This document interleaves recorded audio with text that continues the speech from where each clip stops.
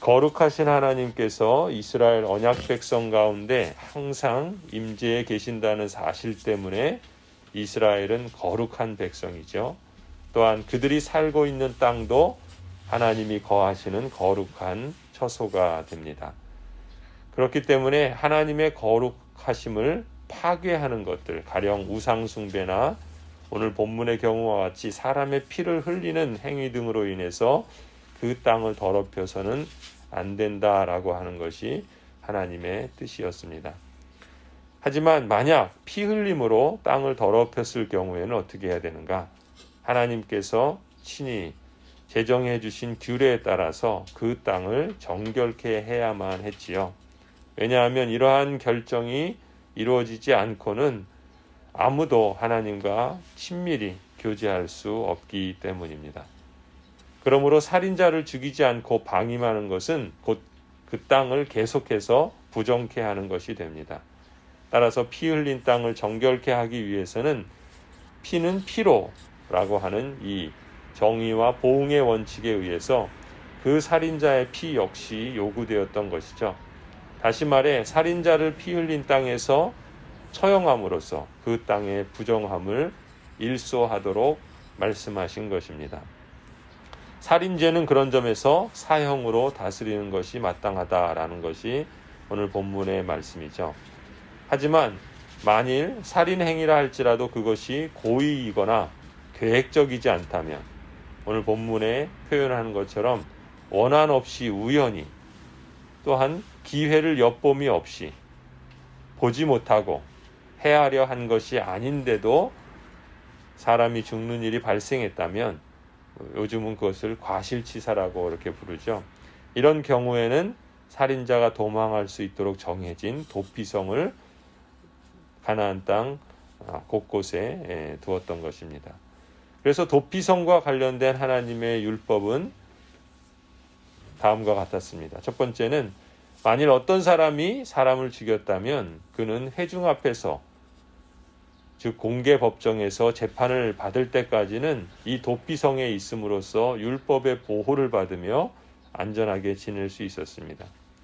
두 번째는 만일 재판을 통해서 그것이 고의적인 살인이었다는 것이 드러나게 되면 도피성은 더 이상 그를 보호해 주어서는 안 되었습니다. 그것은 이미 정해진 사실이었고 또 출애굽기 21장 말씀처럼 너는 그를 내 단에서라도 잡아 내려 죽일지니라 라고 말씀하셨죠. 세 번째는 그러나 만일 그것이 실수나 우연에 의한 살인이었거나 그래서 그를 친 것이 그 사람의 생명이나 다른 어떤 것을 노린 것이 아니었다는 사실이 판명되면은 그 살인자는 도피성에서 계속해서 안전하게 지낼 수 있었습니다. 그렇게 해서 피를 보수할 자가 그를 건드리지 못하도록 했던 것이죠. 도피성에서 그는 제사장이 죽기까지 자기 집과 가산에서 추방된 상태로 도피성에서 안전하게 머물러 있어야 했습니다. 백성들을 대신하여 속죄 사역을 담당하는 대제사장의 죽음은 바로 이러한 도피성에 있는 자가 받을 죽음을 대신하는 것으로 여겨진다라고 볼 수 있습니다. 따라서 그 살인자가 치를 죽음은 대제사장의 죽음으로 대속이 되었습니다. 다시 말해 피 흘린 자는 반드시 피에 의해서만 속함을 받을 수 있다는 정의와 보응의 원리에 의해서 대제사장의 죽음은 도피성에 피한 살인자의 피 흘림을 대신한 것으로 간주되었던 것이죠. 따라서 하나님의 구원의 역사의 그런 맥락에서 본다면 이러한 일은 죄 아래 태어난 인간이 그 죄값으로 죽임을 당하는 것이 마땅한데 하나님의 긍휼과 또 사랑으로 말미암은 십자가에서 대신 피 흘려 죽으신 우리의 영원한 대제사장이신 예수 그리스도 안에서는 영생을 얻을 수 있는 그러한 은혜의 통로와 연결된다라고 볼 수 있습니다. 실체이신 예수 그리스도의 그림자인 것이죠. 도피성은 그렇게 그림자로서 예수 그리스도를 통해서 증거되는 하나님 나라 복음의 메시지를 많이 담고 있습니다. 가령 히브리서 6장에 표현하는 것처럼 앞에 있는 소망을 얻으려고 피하며 가는 우리라라고 하는 말씀이 이 도피성의 의미를 담고 있고, 또 빌립보서 3장에 표현한 것처럼 그리스도를 얻고 그 안에서 발견되려 함이다라고 하는 말씀도 이 도피성을 암시하고 있는 그러한 말씀이죠. 살인자는 이 도피성들 중에 어느 곳에서도 안전할 수 있었습니다. 이와 같이 그리스도에게 피하여 그 날개 아래 안식하는 신자들은 그리스도 안에서 하나님의 진노나 율법의 저주로부터 보호를 받습니다. 그리스도 예수 안에 있는 사람에게는 결코 정죄함이 없는 것이죠.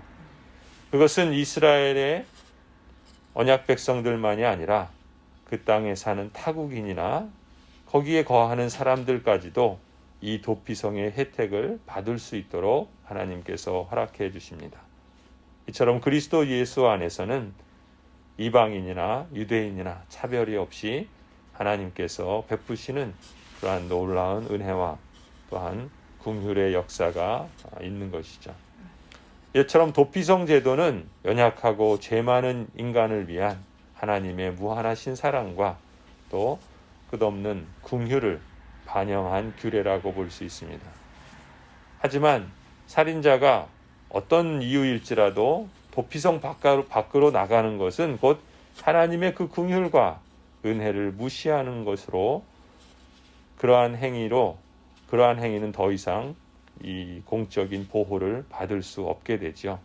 그때 도피성 밖에서 피해 보복자가 그 살인자를 죽인다 할지라도 그 살인자는 이미 하나님의 긍휼에서 떠나서 제외된 자이기 때문에 곧 죽을 자로 간주되어서 피해 보수자는 자신의 살인 행위에 대해서 책임질 필요가 없었던 것입니다.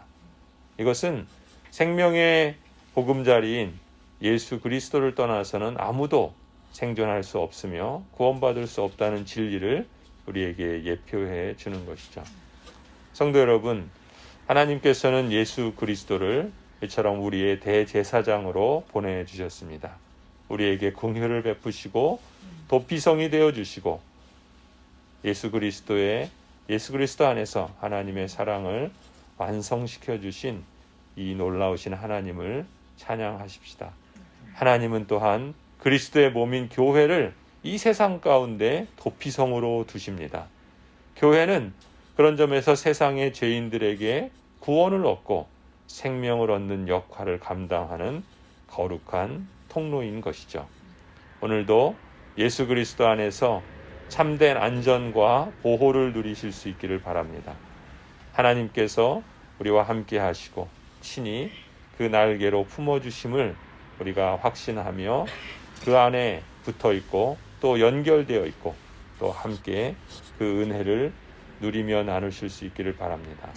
또한 하나님 나라를 증거하는 거룩한 사명을 우리에게 허락해 주신 것처럼 우리의 일상에서나 또 교회 사역을 통해서나 이 거룩한 사명을 실천하며 사는 은혜와 보람이 우리 가운데 더욱 충만하게 해 주시기를 간절히 축원합니다.